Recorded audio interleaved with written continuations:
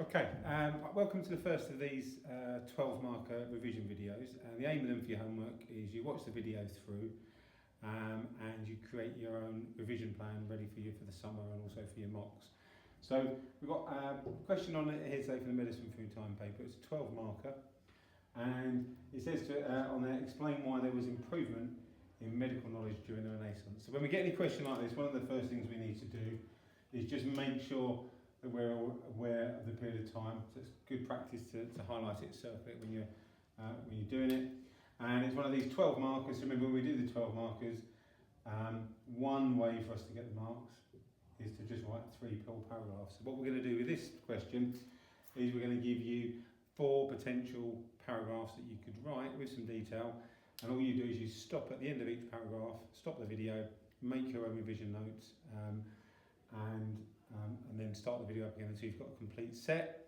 And when you feel confident enough, you can then set a timer for about 20 minutes and see if you can just write the essay start to finish. Okay. So for this one, in the Renaissance, we want to think about the key people around here. And one of the people I always go to first for Renaissance, when I think of Renaissance, I think of Vesalius. Okay, so my first theme on this question would be on, it would help if I could spell it, on Vesalius, Andreas, and that's going to be my first theme. So I'd start off my essay by saying one reason there was an improvement in medical knowledge, so I'm going to repeat the question back to keep me focused and to show the examiner I'm with it, is the work of Andreas Vesalius. And then what I need to do is I need to think, what did Vesalius actually do? And one of the key things that he did was dissection. All right, so in my notes, in my revision notes, I'm going to write dissections. And just in case you're not aware of it, he was dissecting criminals, and he'd been allowed to by a local magistrate. So that allowed him to do that, to look at proper human bodies, instead of previously, because remember we're looking at improvement, instead of previously where people were not dissecting at all because the church was telling them it was wrong, or maybe using animals as Canaan did. So with those dissections, what was he able to do? He was able to use that to create his famous book, and his most famous book that he wrote is on the fabric of the human body.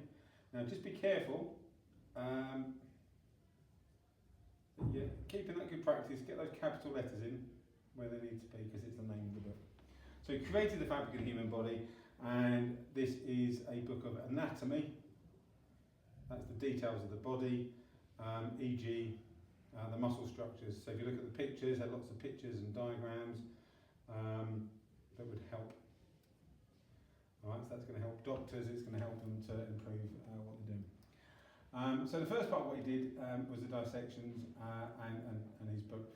But the second part of Vesalius, which I think is always really worth mentioning, and it's a really nice, easy point to develop, is that he proved Galen wrong. Okay, and in fact, to put the precise detail to it, it was 300 or more times, so put plus 300. And the example that I always give, the one that sticks in my head, is he proved that the lower jawbone was only one piece, not 2. And Galen had made the mistake of thinking it was 2 because of using animals to do his dissections in the past. So jawbone, only 1. But I think it's really, really worth thinking about how can you explain that. So rather than just making the point, really developing it and explaining it. And why is that important? Is because the phrase I often use when talking to students is then open season on Galen.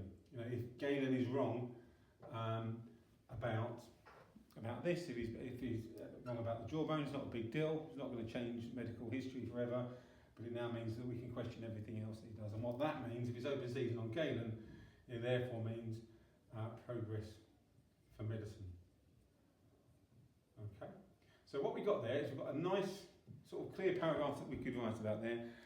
We've got some information about him dissecting and the importance of it and how let's move things forward. We can link that into his book, The Fabric of the Human Body, and we can link that into anatomy. And then we can have that second point to make this paragraph on Vesalius to get more marks for L1 and more chance for us to explain.